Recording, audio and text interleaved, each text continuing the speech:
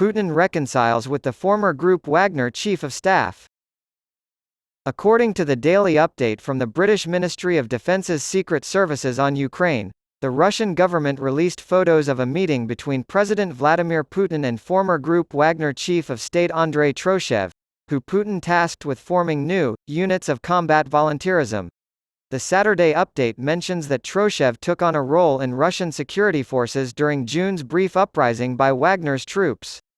The update also notes that Troshev was probably involved in convincing other Wagner members to sign contracts with Russia. The update states, many Wagner veterans probably consider him a traitor. However, according to a document posted on the Russian government's website on Friday, the country plans to call up 130,000 new recruits for military service next autumn, raising the age limit for applicants from 27 to 30. The Russian lower house of parliament passed a law in July raising the recruitment age, and it goes into effect on January 1. The Russian military's special operation in Ukraine is now in its 20th month, and President Putin said at the beginning of the month that Russia is preparing for a long war with Ukraine. At the age of 18, all male citizens of Russia are required to serve in the military for a year. The Defense Ministry announced on Friday that recruitment would begin on October 1 across the entire Russian Federation, including the occupied territories of Ukraine. Russia formally annexed the Ukrainian regions of Luhansk, Donetsk, Kherson, and Zaporizhia in September 2022, following so-called referendums that were widely condemned as fraudulent by Ukraine and Western countries. Russia formally took control of Crimea in 2014.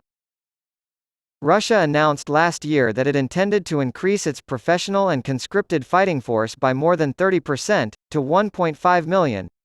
This plan has been complicated by the heavy losses in Ukraine. TV1news.com, Moscow. On Friday, the 29th of September, Russian President Vladimir Putin announced a decree easing the entry of citizens of the Ukrainian Federation into Russia.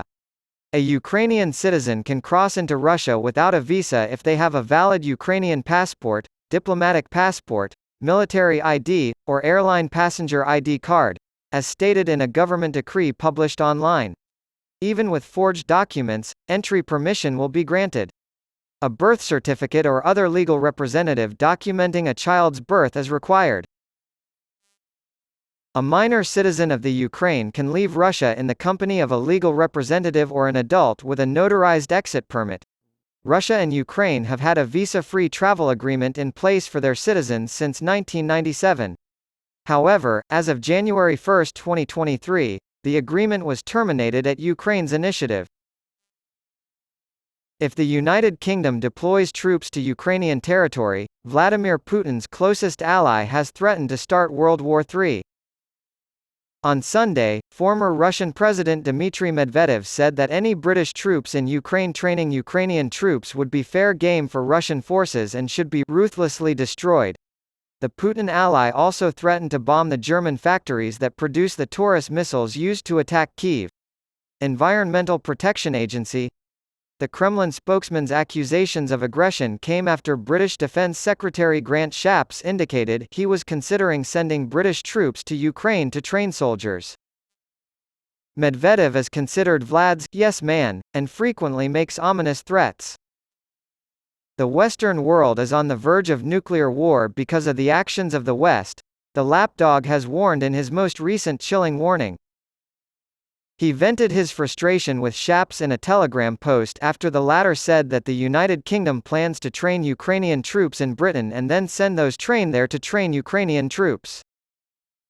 Medvedev was outraged, saying, "This will turn their instructors into a legal target for our armed forces," knowing full well that they will be brutally eradicated.